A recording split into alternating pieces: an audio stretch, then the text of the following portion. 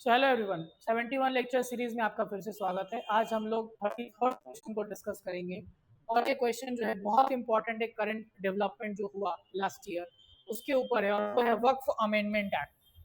सो वक्फ amendment act या उम्मीद act करके जो ये लाया गया पुराने एक्ट को रिप्लेस करने के लिए, बहुत अच्छे पर्पज से ये लाया गया था, बहुत रिफॉर्मेटिव स्टेप माना जा रहा था, लेकिन इम्प्लीमेंटेशन लेकर प्रोविजंस ऐसे रहे जो कंट्रोवर्शियल बने और इस कारण से फाइनली देखा गया कि सुप्रीम कोर्ट ने इसके कुछ प्रोविजंस पे स्टे लगा दिया।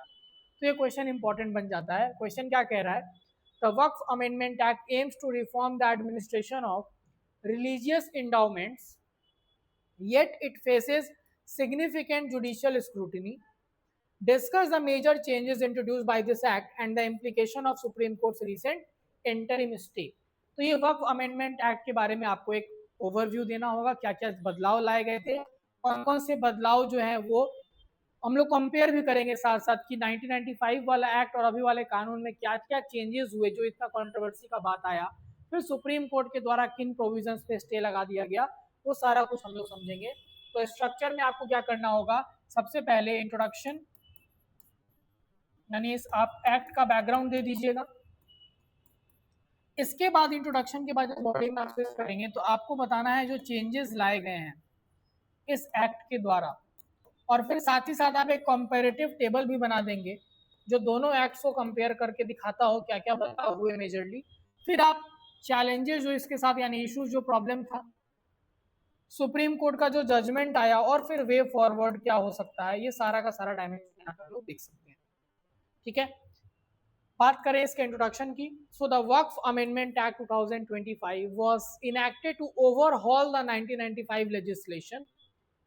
कैसे? By introducing transparency, gender inclusivity, चूंकि पैट्रियार्कल माइंडसेट दिखता था पुराने कानून में, एंड स्ट्रीमलाइन प्रॉपर्टी मैनेजमेंट, ताकि कोई तरह का मिसयूज ना हो सके। However, its implementation has sparked a constitutional debate regarding the state's role in managing the religious property, जिस कारण से एक पार्शियल स्टे लगा सुप्रीम कोर्ट के द्वारा। कब? सितंबर 2025 में। तो रिसेंट डेवलपमेंट जो रहा उससे आप स्टार्ट कर सकते हो इंट्रोडक्शन में। अब आखिर क्या चेंजेस इंट्रोड्यूस हुए थे इस एक्ट के द्वारा? सबसे पहले नाम बदला गया। ये एक्ट जो है इस लॉ को उम्मीद एक्ट के नाम से बुलाएगा, और जितने भी वक्फ प्रॉपर्टी हैं उनका सेंट्रल डेटाबेस में रजिस्ट्री जो है वो कंपलसरी कर दिया गया इसके अंदर, पहला बदलाव। दूसरा, विमेन और नॉन मुस्लिम्स का इंट्रोडक्शन किया गया। तो विमेन का introduction was considered a gender inclusive step. Non Muslims का जो प्रेफरेंस या इसमें इंक्लूड नॉन मुस्लिम्स को ये डाइवर्सिटी के को इंश्योर करने के लिए लाया गया था, जो कंट्रोवर्शियल बना। देन कलेक्टर का अथॉरिटी को इंश्योर किया गया। यहाँ पर जो सर्वे कमिश्नर हुआ करते थे, अब ये इनका काम दे दिया गया डिस्ट्रिक्ट कलेक्टर को, और उनको ये पावर दे दिया गया कि वो प्रॉपर्टी को सर्वे करे और डिसाइड करे कि वो वक्फ माना जाएगा कि नहीं माना जाएगा। वक्फ यानी प्रॉपर्टी। फिर removal of Waqf by user, ये बहुत कंट्रोवर्शियल एक क्लॉज आ गया, क्योंकि अभी क्या होता है कानून में कि जो भी इंसान किसी पर्टिकुलर प्रॉपर्टी को एक समय से यूज कर रहा था यानी यूजर था, उस बेसिस पे भी वो उस पर क्लेम कर सकता था एज अ वक्फ। लेकिन इस क्लॉज को हटा दिया गया और कहा गया कि अब एक वक्फनामा यानी एक डीड की जरूरत पड़ेगी, और ऐसे पुराने पुराने लैंड का डॉक्यूमेंट मिलना मुश्किल है, इसलिए कंट्रोवर्शियल एस्पेक्ट था। फिर लिमिटेशन एक्ट का एप्लीकेशन कर दिया गया। पिछले लॉ में लिमिटेशन एक्ट जो था वो अब अप्लाई किया जाएगा, पहले अप्लाई नहीं होता था। और इसमें क्या होता है कि जो फाइलिंग होती है प्रॉपर्टी के क्लेम, काफी समय तक आपने कुछ क्लेम नहीं किया था किसी प्रॉपर्टी पे, अब अचानक आप क्लेम करते हैं, इस चीज के ऊपर लिमिटेशन लग जाएगा। यानी पहले ये लिमिटेशन एक्ट नहीं अप्लाई होता था, अब अप्लाई होगा। अगर हम यहाँ पर कंपेयर करने की कोशिश करें 1995 और अभी वाले कानून को, तो आपको दिखेगा कि नाम में बदलाव हुआ है। नाम आपको मैंने बताया कि इसका नाम अब उम्मीद हो गया है, जिसमें stands for unified Waqf management empowerment efficiency and development. Creation of Waqf, यानी कि अब वक्फ बाय यूजर पहले रिकॉग्नाइज होता था, अब ये खत्म हो चुका है, अब डीड चाहिए होगा। तो कंपैरेटिव टेबल भी आप अपने आंसर में यूज कर लेंगे, बहुत अच्छा हो जाएगा। सर्वे अथॉरिटी, पहले सर्वे कमिश्नर था, अब डिस्ट्रिक्ट कलेक्टर है। डिस्प्यूटेड प्रॉपर्टी, तो वक्फ बोर्ड एक्ट के पास पावर होता था, अब कह रहा है कि डिस्ट्रिक्ट कलेक्टर विल डिसाइड कोई प्रॉपर्टी वक्फ है या गवर्नमेंट का लैंड होगा।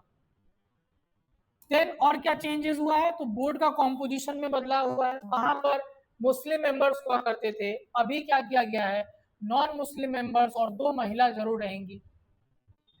रजिस्ट्रेशन की बात करें तो वहां पर लोकलाइज रजिस्ट्रेशन होना था स्टेट वक्फ बोर्ड से, अब सेंट्रलाइज रजिस्ट्रेशन कराना पड़ेगा हर प्रॉपर्टी का। ट्राइब्यूनल के ऑर्डर की बात करें तो किसी भी जगह पे ये अपील नहीं हो सकता था, अभी क्या है कि ये हाई कोर्ट में अपील हो सकते हैं 90 दिन के अंदर।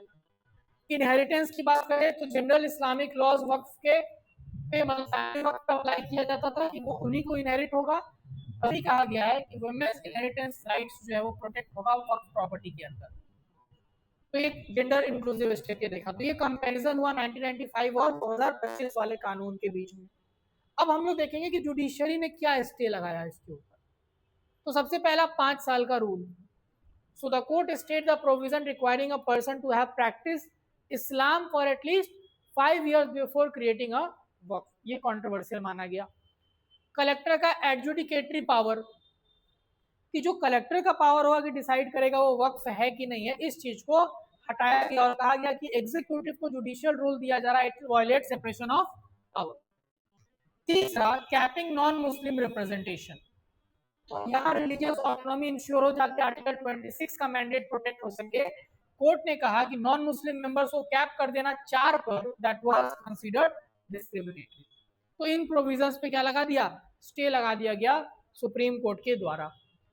लास्टली आप कैसे इस चीज को कंक्लूड कर सकते हैं कि देखिए वक्फ अमेंडमेंट एक्ट में नो डाउट रिफॉर्मेटिव स्टेप्स लिए गए थे, और ये कहीं ना कहीं एक शिफ्ट दिखा रहा था कि state lead secular management of religious assets की तरफ। जबकि कुछ प्रोविजन जैसे डिजिटल मैपिंग, जेंडर इक्वालिटी, ये बिल्कुल वेलकम करेगा सोसाइटी की, बहुत अच्छा स्टेप है, ट्रांसफॉर्मेटिव स्टेप है। But at the same time जो सुप्रीम कोर्ट ने स्टे लगाया, ये एक चीज को हाईलाइट करता है कि एक बैलेंस बनाने की जरूरत है किसके बीच में, administrative efficiency with fundamental rights of religious denomination, because they have this right under article 26 where they can manage their religious affairs। ठीक है, तो ये आपको इस पर्टिकुलर क्वेश्चन के अंदर समझना था। इस तरह से आप पूरा का पूरा आंसर को वहां पे फ्रेम करके लिख देंगे। ध्यान दीजिए, कॉम्पेरेटिव टेबल जो चार्ट बनेगा ये बहुत अच्छा स्कोर आपको दिला देगा इस पर्टिकुलर क्वेश्चन के अंदर। Thank you.